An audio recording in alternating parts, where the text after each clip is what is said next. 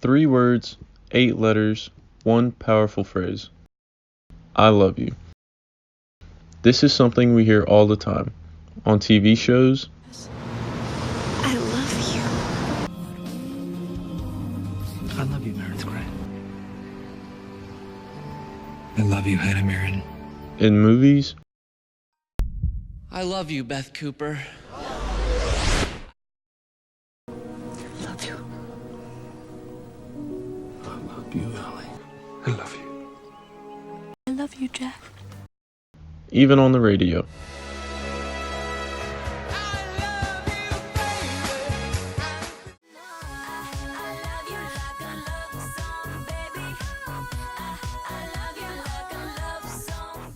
I guess what I'm saying is I fucking love you. But even though we're so familiar with the phrase itself, it can still be really difficult to actually say it to someone. The internet is full of advice on when and how you should say I love you for the first time. A quick Google search will lead you to dozens of articles about the right time and right way to say it to someone.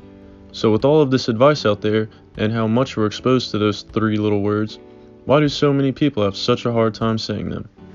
We spoke with 5 relationship experts and searched through a substantial amount of research on the topic and came up with 3 possible explanations for the difficulty people have in saying I love you in a new relationship.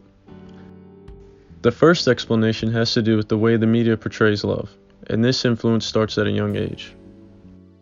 So you think about, the classic Disney movies warped generations of kids in terms of how we think about love, but even the genre of romantic comedies of, women always wanting to be in love, but for men it becomes a choice and they're the ones who have the power really in relationships. It seeps into our culture and I think really kind of impacts the way that we view love and relationships, and not necessarily in a way that's really positive. Dr. Brickner's assessment is not far off. A 2017 article published in the Feminist Media Studies discusses how the optimism young girls learn from the Disney princess films manifests to a driven motivation to pursue an impossible idea of romantic love. And this influence doesn't stop there. A giant source of where people get their idea of romantic relationships is from rom-coms, or romantic comedies. In these films, the way love is portrayed is often not a true reflection of reality. They're sort of defining in that romantic comedy what their perception of love is. And we take from that, and some of it we take for ourselves and some of it we leave behind. So you can't say that it doesn't influence you. It has to influence you just like anything else that happens in your life. It can influence you positively, negatively, or just, be baseline.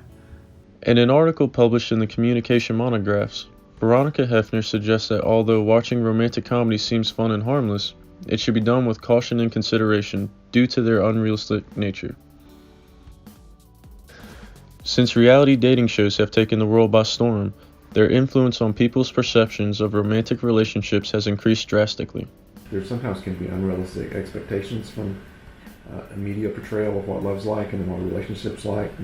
Sometimes you see movies and they have fireworks going off, or like that show The Bachelorette and The Bachelor, there's every time they're kissing or something, there's fireworks going off, and I'm here to tell you, being alive for almost 60 years, fireworks don't always go off every time you kiss. Media studies author Mary Lou Gaushin argues that because of the way programs like The Bachelor mirror the documentary genre, viewers are taking what they are seeing on the screen and expecting it to happen in real life. But Dr. John Story warns that this exposure doesn't just slightly affect the audience member's view of reality. In his book, Intimacy in Mediatized Worlds, he warns that the media is not only a supplement to our relationships, but is foundational to the way we construct and maintain them. The second possible explanation for why people in new relationships might have difficulty saying I love you has to do with the basic human fear of being vulnerable.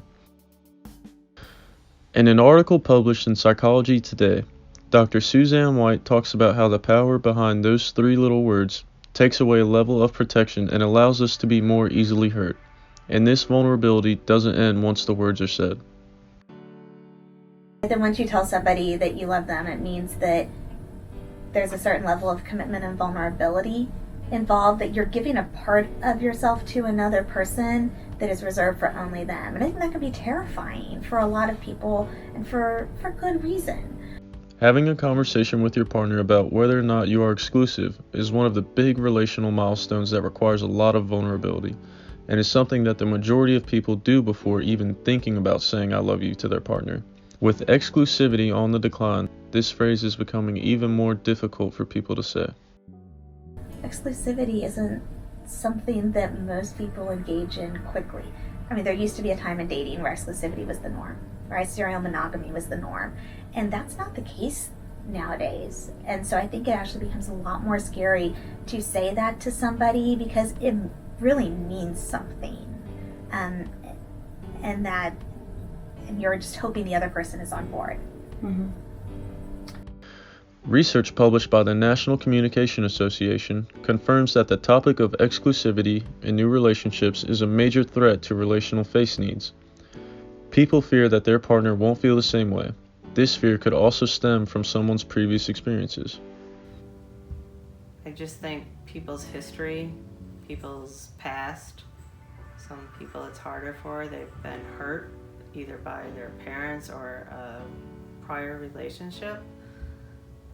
So they're afraid of love. They're afraid of letting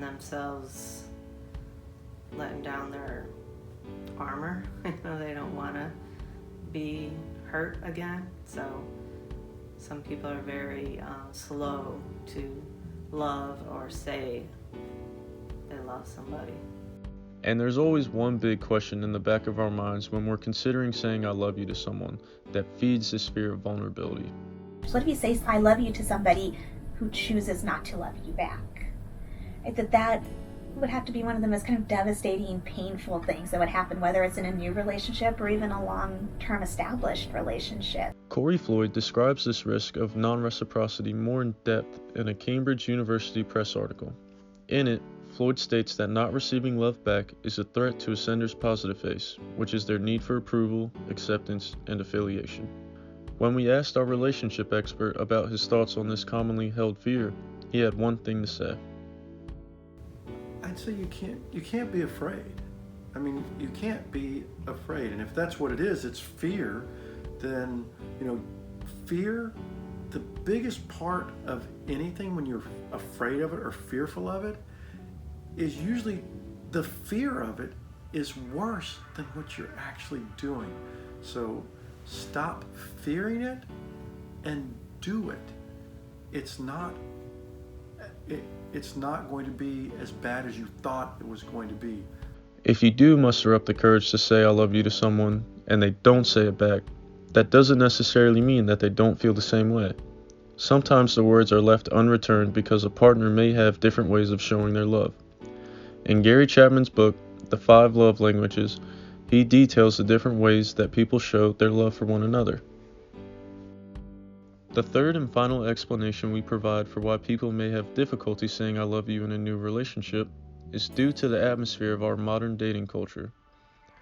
The use of technology and the creation of dating apps like Tinder or Bumble has changed the dating landscape drastically. A 2018 special series on NPR's Morning Edition analyzes research around the use of these apps. The research found that the use of dating apps by 18 to 24-year-olds had nearly tripled from 2013 to 2015. The number of people that we can come into contact with through these platforms has made it that much easier to connect and disconnect. It's so much easier because of social media and the dating apps and things like that, where you can swipe this way or that way and connect with people, that you can go through dozens and dozens of relationships in a very little amount of time. A 2019 article published in the Washington Post reflects on how dating apps and sites have increased anxiety over relational exclusivity, making it difficult for couples to become exclusive, let alone feel ready to say, I love you. Exposure to so many options increases the paradox of choice. This uncertainty about whether or not the relationship will even last is yet another obstacle couples face when deciding if and when they should say I love you to one another. One of the biggest issues is it seems like there's this big smorgasbord of people out there, and there are so many people that are available. And so in terms of commitment, I think it makes it way harder to commit to one person because it seems like there are really all these other so amazing people out there that you could be with too. And And feeling like you have so many choices, why would anybody want to commit to one person? I mean, it's a very, very different way of dating than pre-social media, right? Pre-computer, pre-internet. When people choose only one person, they feel as though other options are then excluded, and the lack of options can be fear-inducing and too limiting.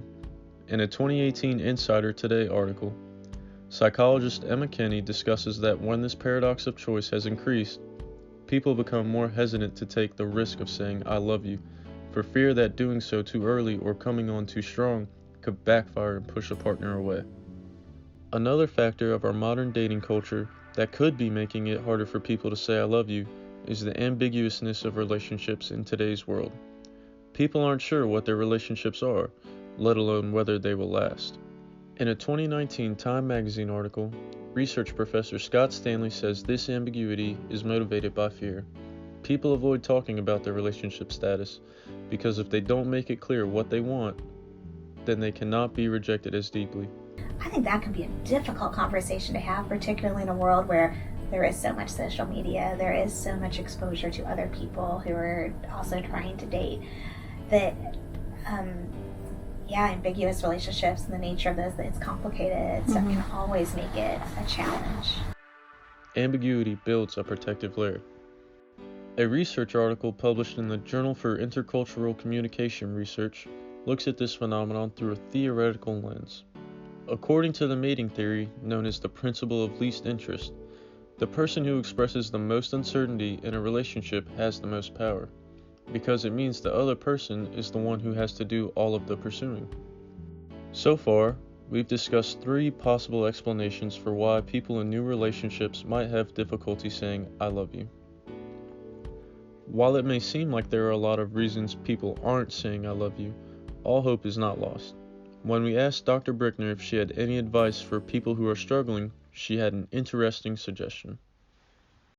I think one of the first steps is going to be to practice with people that also love you, right? So if you're not somebody who says it within your family a whole lot, to be able to find somebody within your family that you feel comfortable saying it to. It might be a grandparent, it might be a sibling, it might be one of your parents. You might start with your pets, right? For a lot of people, pets are kind of awesome for this because most people do love their pets pretty unconditionally, right? And that, and our pets love us unconditionally, and they can't they're not going to say it back, but they're going to do things that will reciprocate it, right? So they're going to give kisses or snuggles or whatever it happens to be. And so, just even that like wagging of the tail when you say "I love you" is usually enough for most people to feel really good about it. So starting with someplace really safe can be important. Our final advice for people who are having difficulty saying "I love you" in new relationships is to take comfort in the fact that there is no right answer. This is something that people all around the world struggle with. Being vulnerable and putting your feelings out there without knowing whether or not they will be reciprocated is scary and takes courage. But the only way to build meaningful, lasting relationships is to be open and honest about how we're feeling. It's scary, but I think if you trust your heart and go with it and want to take that leap of faith and tell somebody you love them, it's worth it in the long run if you want to take that chance. Yeah, can it be painful? Can it fail? Yes, it can. But when you get the one that sticks, it's just worth it.